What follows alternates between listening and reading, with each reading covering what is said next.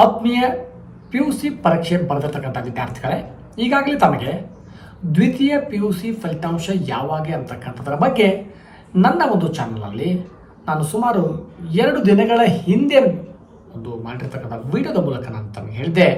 ದ್ವಿತೀಯ PUC ಫಲಿತಾಂಶ April 10 ಅಥವಾ 11ರಂದು ಪ್ರಕಟವಾಗ್ತಕ್ಕಂಥ ನಿರೀಕ್ಷೆ ಇದೆ ಎಂದು ತಿಳಿಸಿದೆ.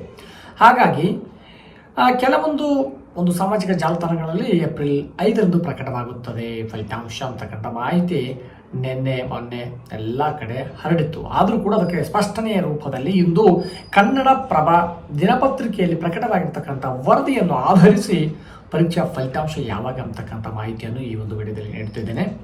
ನೋಡಿ ವಿದ್ಯಾರ್ಥಿಗಳೇ, ಕನ್ನಡಪ್ರಭ ದಿನಪತ್ರಿಕೆಯಲ್ಲಿ ಇಂದು ಕರ್ನಾಟಕ ಶಾಲಾ ಪರೀಕ್ಷೆ ಮತ್ತು ಮೌಲ್ಯ ನಿರ್ಣಯ ಮಂಡಳಿ ಅಧಿಕಾರಿಗಳು ನೀಡಿರ್ತಕ್ಕಂಥ ಮಾಹಿತಿಯನ್ನು ಆಧರಿಸಿ ಈಗಾಗಲೇ ನಾನು ತಿಳಿಸಿದ್ದೆ ವಿಡಿಯೋದಲ್ಲಿ ಕೂಡ, ಮೊದಲ ವಿಡಿಯೋಗಳಲ್ಲಿ. ಏಪ್ರಿಲ್ 1 ಅಥವಾ 3ರಂದು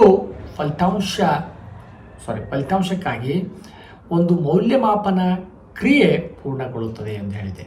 ಏಪ್ರಿಲ್ 1 ಅಥವಾ 3ರಂದು ಈ ಒಂದು ಮೌಲ್ಯಮಾಪನ ಕ್ರಿಯೆ ಮುಕ್ತಾಯವಾಗುತ್ತದೆ ಎಂದು ಹೇಳಿದೆ. ಅದೇ ರೀತಿಯಲ್ಲಿ ಇವತ್ತು ಬಂದಿರತಕ್ಕಂಥ ವರದಿಯನ್ನು ನೋಡಿದಾಗ ಇನ್ನೂ ಕೂಡ ಮೌಲ್ಯಮಾಪನ ಪ್ರಕ್ರಿಯೆ ನಡೆದಿದ್ದು 3ರಂದು ಕೊನೆಗೊಳ್ಳುತ್ತದೆ, ಅಂದರೆ ನಾಳೆ ಕೊನೆಗೊಳ್ಳುತ್ತದೆ ಅಂತಕ್ಕಂಥ ಮಾಹಿತಿಯನ್ನು ಅಲ್ಲಿ ನೀಡಲಾಗಿದೆ. ಅಲ್ಲದೆ ಅದರ ಜೊತೆಯಲ್ಲಿ ಫಲಿತಾಂಶವನ್ನು ನೀಡಬೇಕಾದ್ರೆ ಮೌಲ್ಯಮಾಪನ ಪ್ರಕ್ರಿಯೆ ಮುಗಿದ ನಂತರ ಸುಮಾರು 1 ವಾರದ, ಕನಿಷ್ಠ ಪಕ್ಷ 1 ವಾರ ಅದೆಲ್ಲ ಒಂದು ಅಂಕಗಳ ಪರಿಶೀಲನೆ ಮಾಡಬೇಕಾಗುತ್ತೆ. ಯಾಕಂದರೆ ಈ ಮೌಲ್ಯಮಾಪನ ಮಾಡಿದ ತರುವಾಯ ಅಂದೇ ಮೌಲ್ಯಮಾಪಕರು ಅಂಕಗಳನ್ನು ಒಂದು ಕಂಪ್ಯೂಟರ್ನಲ್ಲಿ ಆನ್ಲೈನಲ್ಲಿ ಎಂಟ್ರಿ ಮಾಡಿರ್ತಾರೆ. ಆದರೂ ಕೂಡ ಇಲ್ಲಿ ಕ್ರೋಢೀಕರಿಸ್ತಕ್ಕಂಥ ಕಾರ್ಯ ನಡೆಯಬೇಕಾಗ್ತದೆ.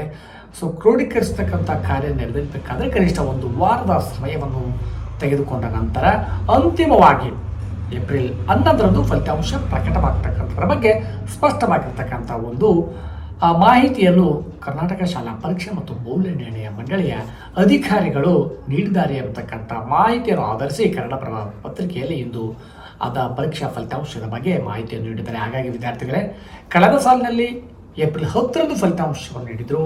ಹಾಗಾಗಿ ಈ ವರ್ಷ ಏಪ್ರಿಲ್ 11 ಅಂತಕ್ಕಂಥ ಮಾಹಿತಿಯನ್ನು ಇಟ್ಟುಕೊಂಡು ನಾವು ಪರೀಕ್ಷೆ ಫಲಿತಾಂಶವನ್ನು ನಾವು ನೋಡಬಹುದಾಗಿದೆ. ಫಲಿತಾಂಶ 11ಕ್ಕೆ ಬರ್ಬೋದು ಅಂತೇನಿಲ್ಲ, ಹಾಗಿದ್ರೂ ಕೂಡ 1-2 ದಿವಸ ಮುಂಚಿತವಾಗಿ ಕೂಡ ಬಂದರೂ ಆಶ್ಚರ್ಯ ಪಡ್ತಕ್ಕಂಥ ಅವಶ್ಯಕತೆ ಇಲ್ಲ. ಹಾಗಾಗಿ ವಿದ್ಯಾರ್ಥಿಗಳೇ, ಏಪ್ರಿಲ್ 11 ಅಂತಿಮವಾಗಿರ್ತಕ್ಕಂಥ ದಿನ ಅಂತ ನಾನು ಹೇಳ್ತಾ ಇದ್ದೀನಿ. ಹಾಗಾಗಿ ಏಪ್ರಿಲ್ 11ರಂದು ನಿಮ್ಮ ಪರೀಕ್ಷಾ ಫಲಿತಾಂಶ ಬರಲಿದೆ.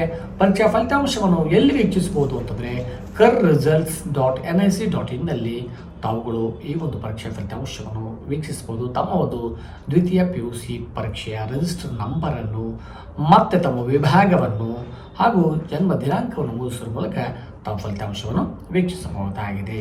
ಧನ್ಯವಾದಗಳು.